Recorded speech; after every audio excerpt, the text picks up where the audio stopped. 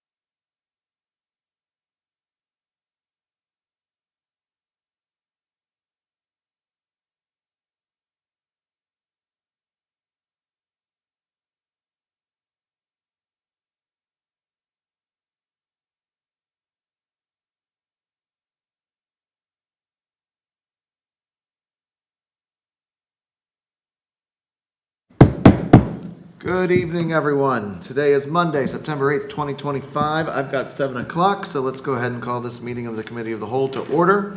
We will start first with items from the Department of Parks and Recreation. Good evening, Director. Good evening, thank you. The action item I have for this evening is a request for a agreement for a construction easement with Columbia Gas of Ohio. Columbia Gas is coordinating a pipeline replacement project that's an expected construction timeline of 2026 into 2027. And as part of that construction, a request for a temporary construction easement on Taylor Station. This easement is outlined in the attachments that are included in the packet.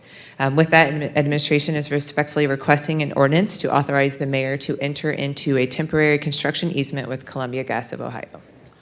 All right, thank you, Director. Any discussion from my colleagues? Mrs. McGregor. Is that in Gahanna Woods? So we did have coordination with the Ohio Department of Natural Resources, and there were some changes made so that we were in compliance with our agreement with ODNR. It is outside of the state property. Where exactly? Is it going to be in the parking lot or? No, you can see it within the attachment. That's the best way to navigate the. I don't know if I've got the right map here or not.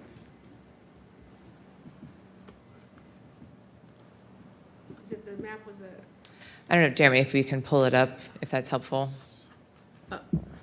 Page 5 of 5 shows it best. I think that's the one I'm on.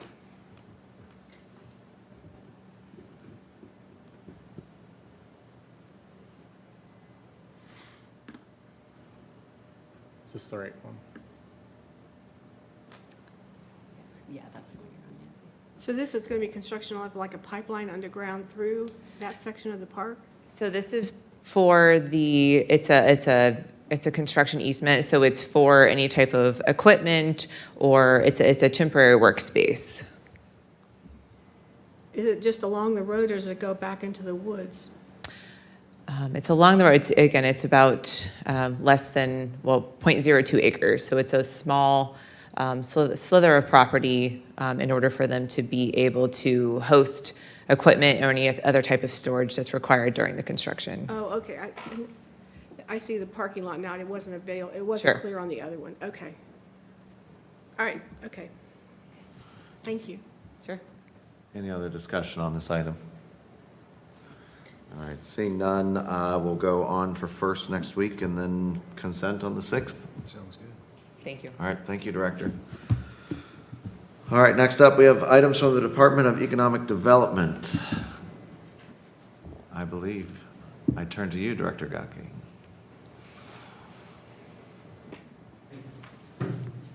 Good evening, sir. Long for the day. I can just, in very 2 minutes, say what I need and but get to deal with. So we share the screen.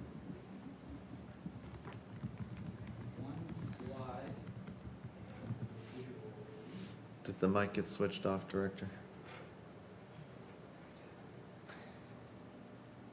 That's the hazing that you do here. Hazing the new guy. Turn the microphone off. Thank you, Council. So we're here to discuss a supplemental appropriation from the city to the Gahanna Community Improvement Corporation, otherwise called CIC. I'll explain what that will be used for in a minute. But this is kind of serendipitous timing, I think, that this request is being now, or this project is happening now, with the emphasis on Creekside that our Gahanna plan showed at the recent public reveal and the recent discussion on plaza renovations. Now we get to add to that two important milestones that you can help achieve with this request in the Creekside District. A supplemental appropriation will allow us to control our own destiny and remove vacant and blighted properties in essentially our downtown area. The confluence of these three separate yet intertwined initiatives really point to a great deal of momentum and optimism for the future of the Creekside District. So I've used the words we and our and us a few times because these types of projects are truly cooperative. While it has chiefly been the work of the CIC who has gotten us to this point, you, Council, and the various departments of the city all have unique powers and expertise that we can lend to these types of projects, and when used together can achieve the highest and best use for the community in pursuit of their vision and goals. I'll stop here and introduce, we have a couple of CIC members here tonight. I'll introduce Mr. George Morris, Jody Carter, and Betty Collins. I know who you are. I've just seen her before. Sorry, I totally blanked. And then, of course, two council representatives, Padova and Renner, as well as Mayor Jadwin, is represented on the CIC as well. I'll stop here for a second and talk about what a CIC is, since some of you, or those of you watching at home, could use a refresher. So community improvement corporations are nonprofit economic development corporations that exist under the Ohio Revised Code, Section 1724, if you're keeping track.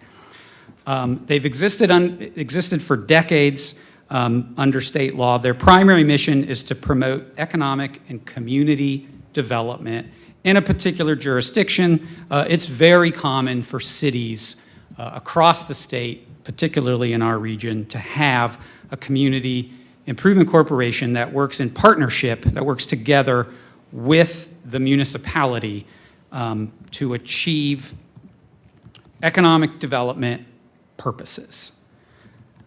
So consider them as one tool in the toolbox of economic development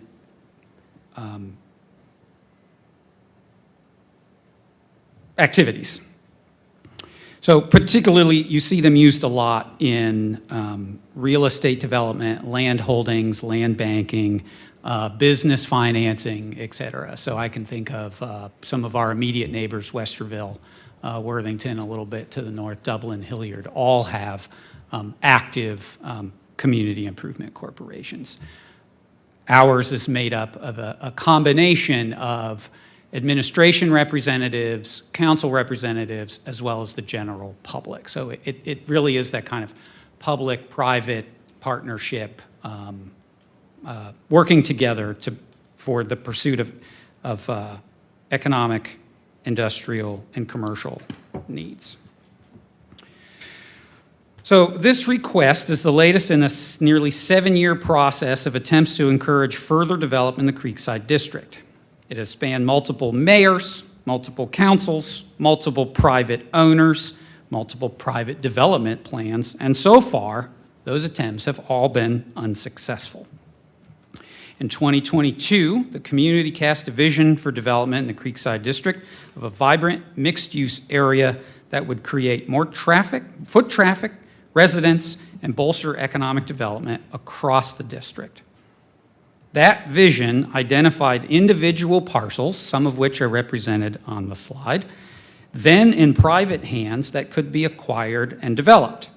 For the next several years, the CIC has been doing just that, acquiring parcels for redevelopment in accordance with its land banking strategy, of which the city is a partner, and the redevelopment plan's vision.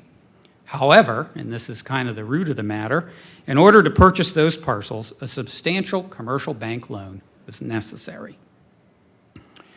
The CIC's only method of acquiring land is through purchase. This effort,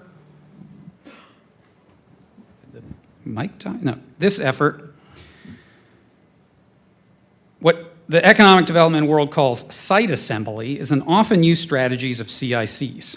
Cities, land banks across the state, including our neighbors and peer cities, to acquire property it needs and then use it for redevelopment purposes. There's an old cliche in the real estate world of, if you like your view, you should buy it. Simply put, this means that to determine the ultimate use of the land, you must first control the land. So that's our opportunity that this request represents, an opportunity to own outright these 12 parcels and control our own destiny. I would be asking 4 questions if I were you, and maybe more, but I came up with 4.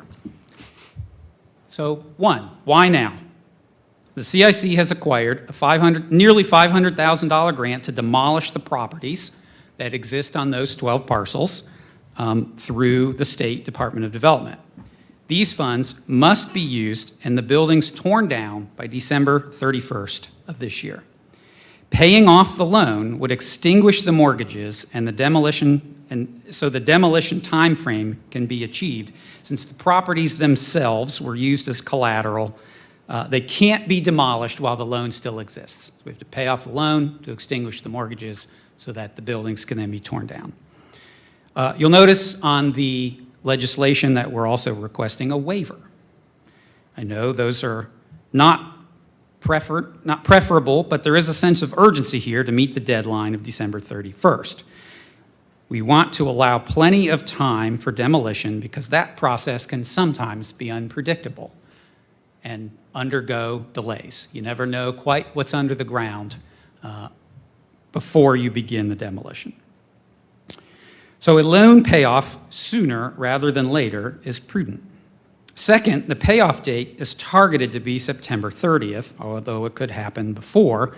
And we would like it to happen as soon as possible because the carrying costs of that note are approximately $700 per day. So the sooner we pay that off, the more money is saved. So it would be fiscally prudent as well. So what's at stake? Well, 2 things. 1, losing the $500,000 in grant money and the subsequent effect on the continued existence of vacant and blighted properties on Mill Street. So it would really be catastrophic for the development, for the removal of vacant and blighted properties on Mill Street if that loan were still to exist and the buildings not be able to be demolished. Okay, so then what's the alternative? What else could we do? The alternative is simple. We lose our own view. We do not control our own destiny. Without paying off the loan, the bank will foreclose on the properties. Those consequences would be disastrous. The CIC would essentially cease to function. Its remaining properties outside of this area, also used as collateral, would be conveyed to the bank, and the land would be sold on the open market to whoever paid the most, perhaps multiple bidders in that site assembly that we have worked so hard for over so many years. All of that effort would be lost. And who knows what those new multiple owners, what their competing visions or interests would be compared to what's best for the Creekside District. I'm not trying to scare you into making a decision, but attempting to paint a clear picture of what the alternative is. So to sum up, the supplemental appropriation allows us to continue to work towards achieving the vision of redevelopment, removing vacant and blighted properties from the Creekside District, and controlling our own destiny by continuing to own the properties for the benefit of residents, visitors, and businesses. And I will now look to other CIC members if I missed any important context or salient details that they think need to be added. I'll allow them to speak their mind.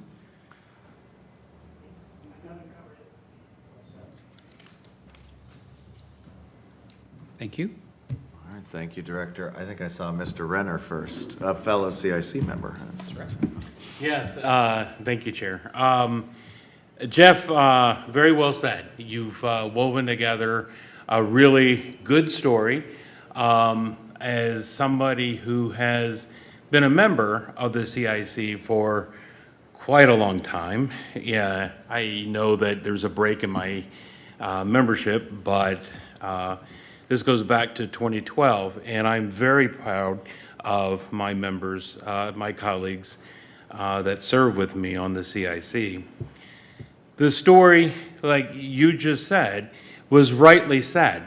It was the control of those properties at Creekside.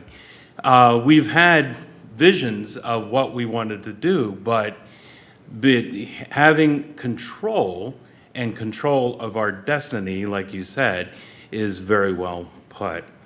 And so I'm very proud of the CIC's actions to do this. And I'm very proud of the state grant to be able to demo, because another part of your story is that it lowers the cost, and it gets rid of blighted areas so that a developer can come in and actually develop, which is what we want.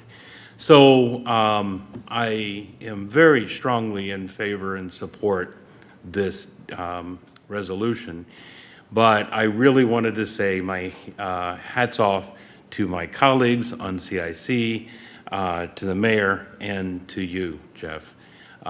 This is the right story, and it's a right destiny for us as a city. So thank you. Thank you, Mr. Renner. I saw Mr. Schnetzer next. Thank you, Mr. Vice President. Director, appreciate the information. Just a handful of clarifying questions. First, with regard to the demolition grants. I understand that they need to be, that the mortgages need to be relieved or discharged before that can proceed. Do you, I guess, does the demolition need to be completed, or does the demolition need to be substantially started in order for those grants to be awarded? Because if it's a hard stop at 12/31, I just want to make sure that we can actually get this done. It's 12 parcels. It's not an insignificant area. Sure. We have asked for clarification on that from the Department of Development, but we believe that talking with some demolition companies that it can be achieved in that time frame. So we're hoping for the worst, but expecting the best, I guess you could say. Okay. You've asked the state of Ohio for clarification on that, I presume? Yes, sir. Okay. I'd be curious when they come back to you what that answer is, and email would be fine for my purposes. Sure.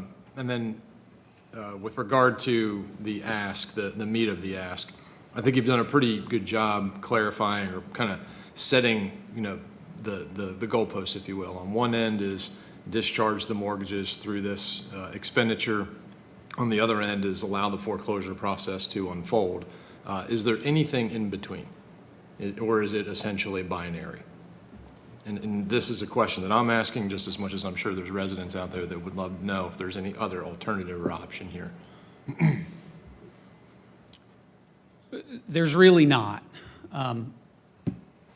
As these properties, parcels are marketed for redevelopment, of course, the goal is to maximize the return to the CIC financially so that then that could be returned or would be an asset then to the city. I can't make any promises and all of that, but I guess I'm trying to find some sort of middle there that as you're thinking about obviously what's best for the taxpayers and the city's bottom line, that there could be ways when and if those parcels are sold to recoup some of that. But that marketing is not expected to occur by the end of this month. Is that fair to say? Correct. Okay. All right. Thank you. Appreciate it. Thank you, Mr. Schnetzer. I saw Mrs. McGregor. Thank you. 5 million is a high ask. That's a big ask. I guess Gahanna does not have a history going back to the 70s of doing these kind of big projects well. The city was actually in default in the late 70s, early 80s due to the industrial zone. City council members were fined, their bonds were not saleable.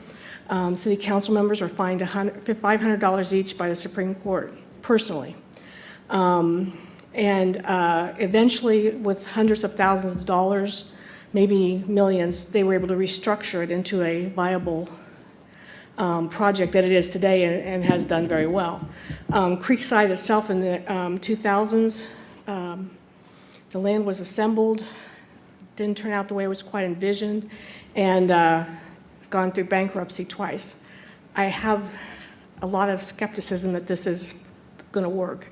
So I just, that's my holdbacks, is because the history is, if you don't learn from history, you're doomed to repeat it. Understood. I'm not familiar with the first example that you gave with the industrial zone. I'm not even sure I was alive when that happened, You might so not I have been. don't quite know the background. You might not have been.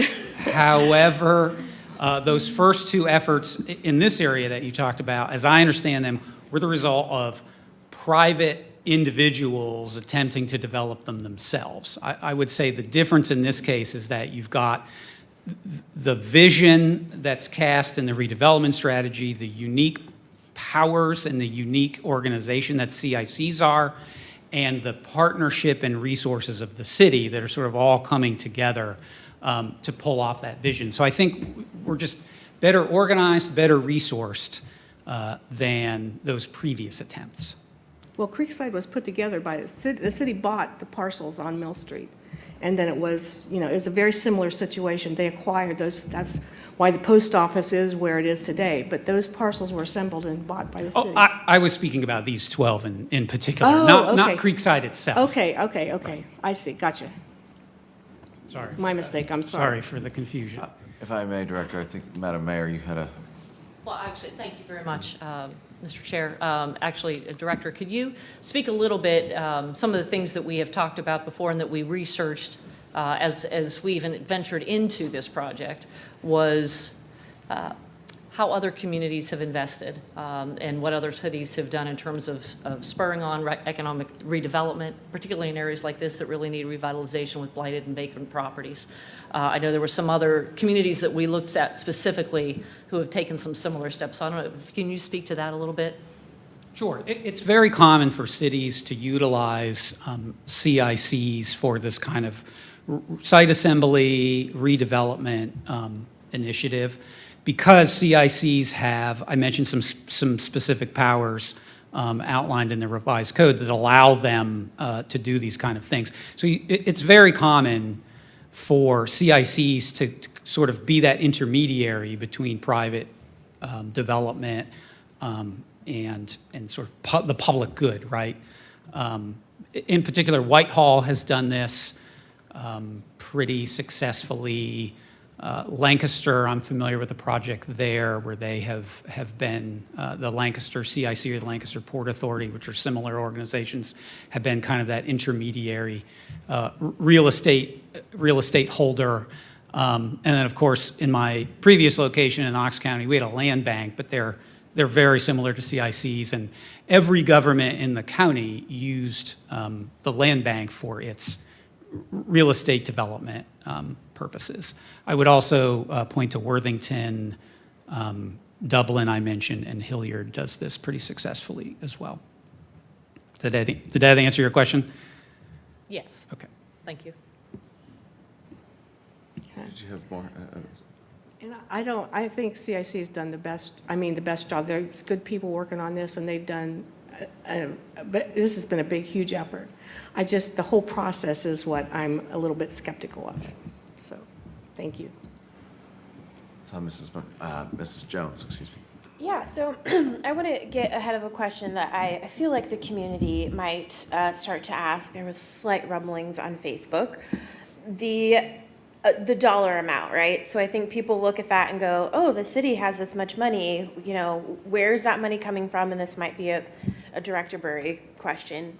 We, sitting up here, know where it's coming from, but I guess also understanding this money to pay for that, are we sacrificing somewhere else? Was this money earmarked for anything else? So just generally understanding, you know, that dollar amount and the impacts to the community or benefits to the community in this dollar amount and spending that dollar amount.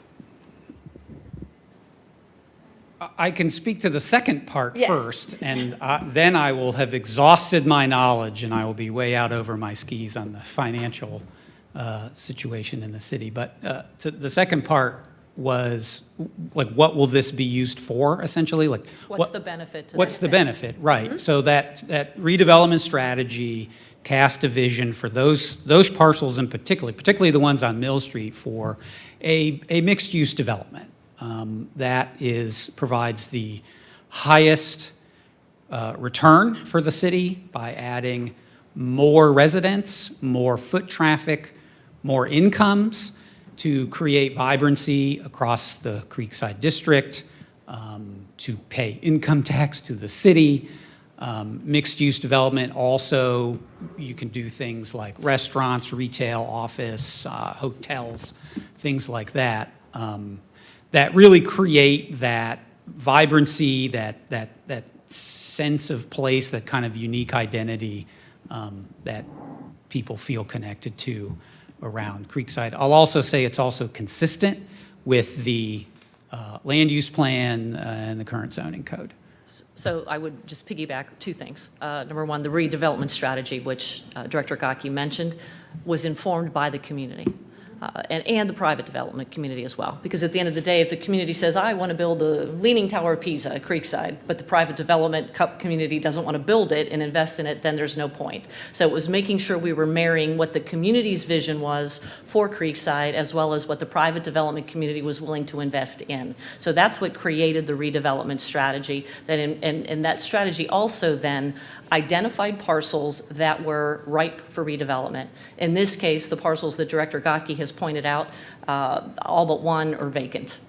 So those were kind of easy pickings, so to speak, in terms of easy, you know, more easily to be purchased or, you know, accessed by CIC to get their hands on it. The benefit to the community, at the end of the day, is a phrase that Director Gotke mentioned and Councilman Renner mentioned as well, and that's we can control our own destiny. And I would say the Creekside redevelopment strategy started because there had been a project that had been proposed for some of those parcels. Under the previous administration, they negotiated it for 4 years and couldn't come to a meeting of the minds. My administration negotiated it for 1.5 years. And I remember one day sitting there going, this is a square peg in a round hole. If it's this hard, it's not the right project. How do we get the development that we, the community, want down here? And the answer that I received back from the economic development experts were, if you want to get the development that you want, you need to control the property. Overall, that's the benefit to the community, is we then control our destiny so that when we redevelop these vacant, blighted parcels, and they are vacant and blighted parcels. I know that we have a story from Columbia Gas, went into the previous Shampooch building, and the guy that went in actually got sick to his stomach and almost passed out because he didn't stand to be in the building anymore. Nobody's going to inhabit that building anymore. It needs to come down, and that parcel needs to be redeveloped. So those are the types of properties that we're talking about. They're not buildings that can be remodeled and re-inhabited. They've seen their day, right? So, but if we don't control that and it falls into the hands of the private property owner, then we are at their whim. We have zoning, and as long as there's a use that's consistent with zoning in that, we can't control what happens on that property. By owning that property, we can control the use and the development of that property. And now, I jumped in there. Director Burry, you want to handle the first part of that question? Thank you. Thank you. This is coming from the unreserved, unappropriated balance of the general fund. So these are funds that have not previously been earmarked for any other use.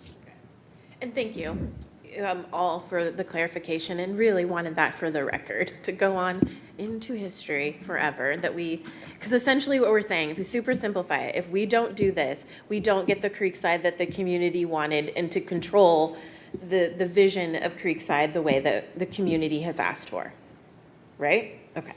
That's right. Super simplifying it, but just, Yes. got it. Thank you.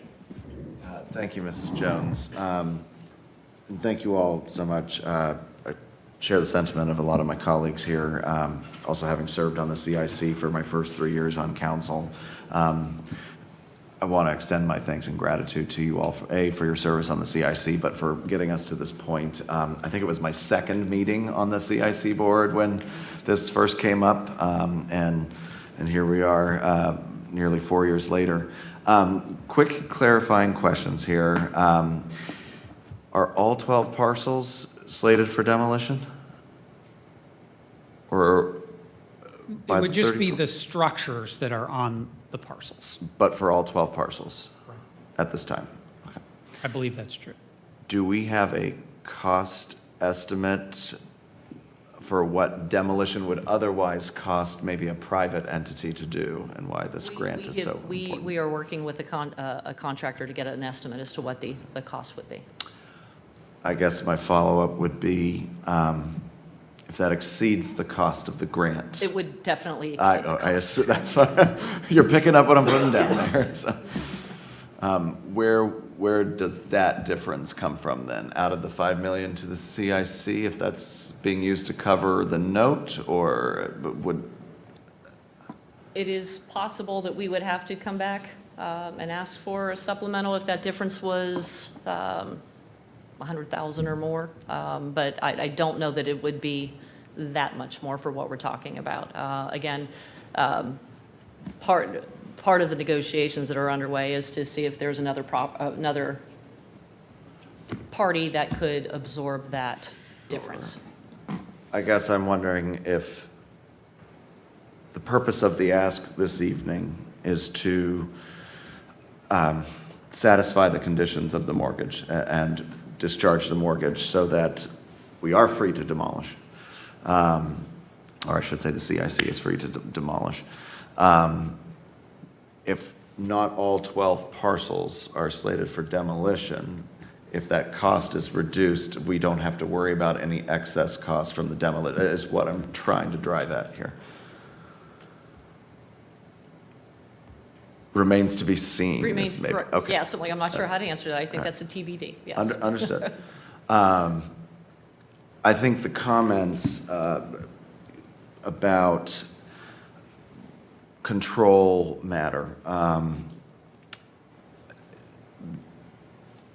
To echo the mayor's comments, I've heard from some of the same economic development experts as you have, Mr. Green, several directors of economic development here at the city, as well as the Ohio Economic Development Association, the Institute.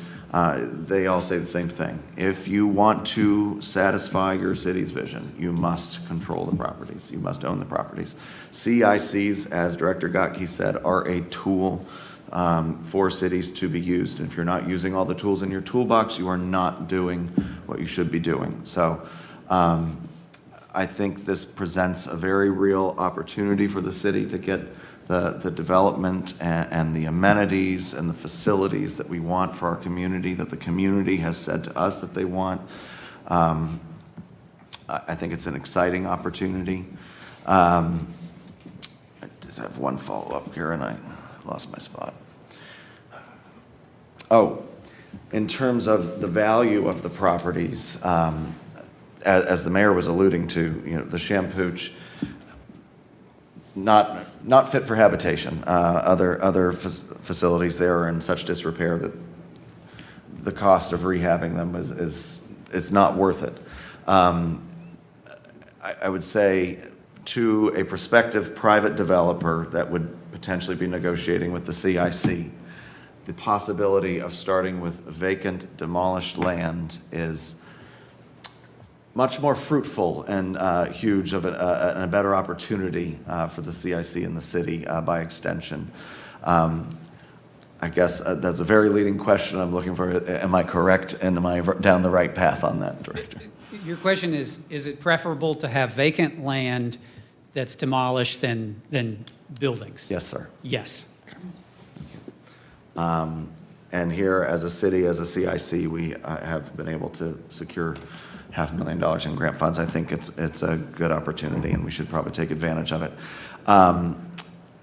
I think in terms of this particular project, my question would be, should the $5 million be approved, what happens next? I don't want to, maybe you don't want to preview too much, but what would be the resulting next steps, I guess, if that's possible to say? Do you want to talk about that process? Okay. So I think process, great, but also, assuming the CIC is still in negotiations with the developer, that this satisfies the mortgage, the properties could be demolished, then what happens, I guess, broadly speaking? Oh, once they're demolished and the loan is paid off, then they would continue to be marketed for redevelopment. Did that answer your question?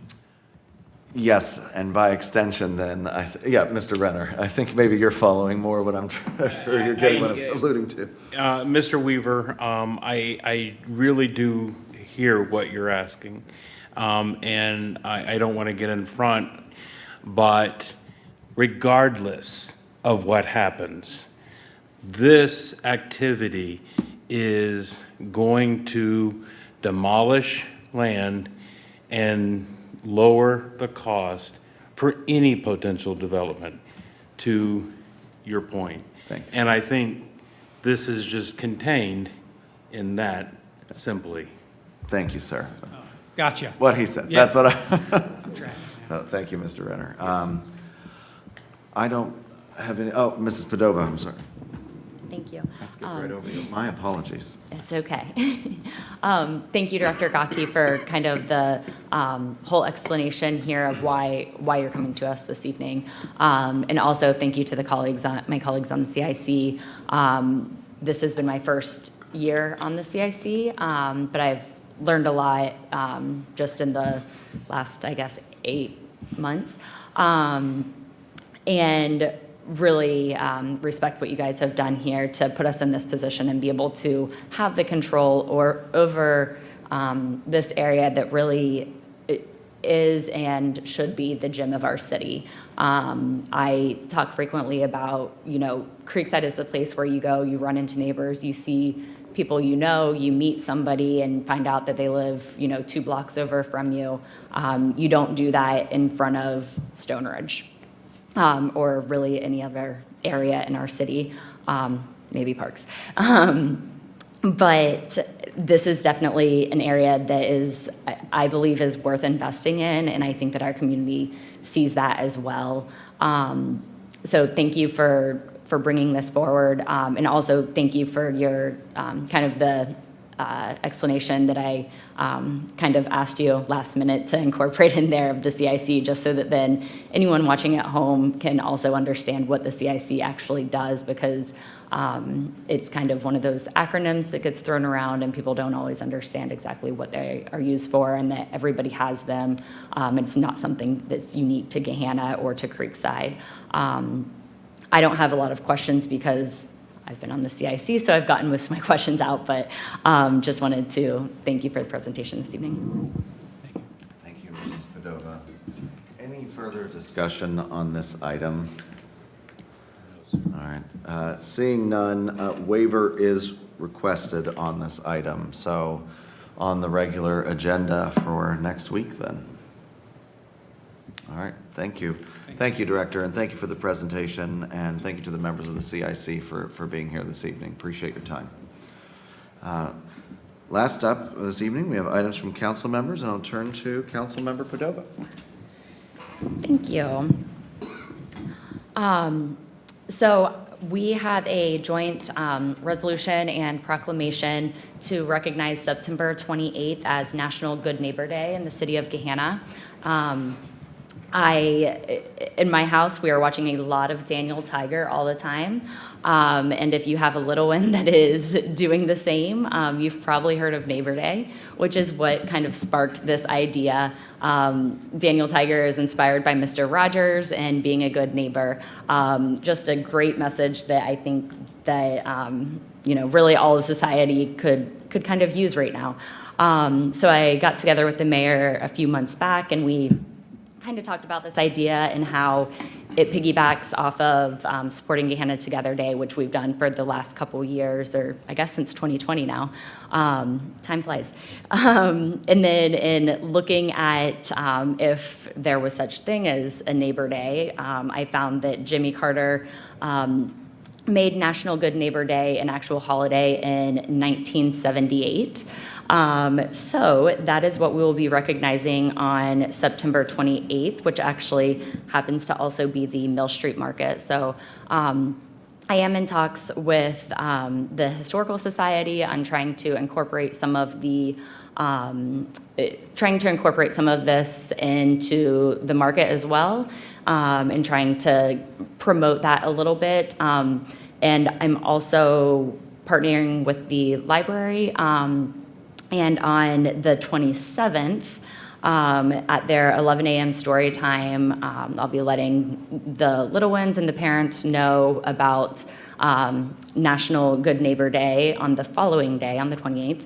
And they will be having some crafts and coloring pages that all of the kids are able to do, and then hopefully deliver to a neighbor and hopefully inspire everyone to meet any neighbors that they don't know, or even reintroduce yourself or check in on a neighbor that lives around you. They'll also be having some book displays at the library, I believe the week leading up to that. So if you're in at the library, you can check out some of their book displays that will have books about building neighborhoods, being a good neighbor, building community, things like that. The ultimate goal here is just to get people to meet their neighbors and build community, because the more you know your neighbors, the more safe your community is, the stronger we are together, the more factual information that will be spread around if people are knowing each other and talking to each other. So yeah, I'm open to any feedback or questions or comments from any of my colleagues. Thank you, Mrs. Padova, and thank you for bringing this forward. Any discussion from my colleagues? Madam Mayor?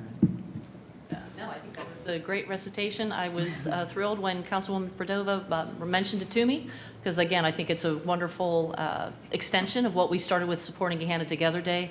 And then you have things like Make Gahanna Yours and the community litter cleanups, and certainly the neighborhood food truck events that happen. So I think Gahanna is a leading community in building community. We're a leading city in that, and building good neighborhoods and being good neighbors. And we always talk about the heart of Gahanna being something that we cherish and are very proud of here. And I think this is a great homage to the heart of Gahanna. So thank you for the opportunity to partner on this. Thank you, Madam Mayor. Anything from my colleagues? All right, seeing nothing further. Sorry, Mr. Redder. I'm sorry. Well, I just want to dovetail with everything that was being said. I think at the heart of this resolution is also the respect.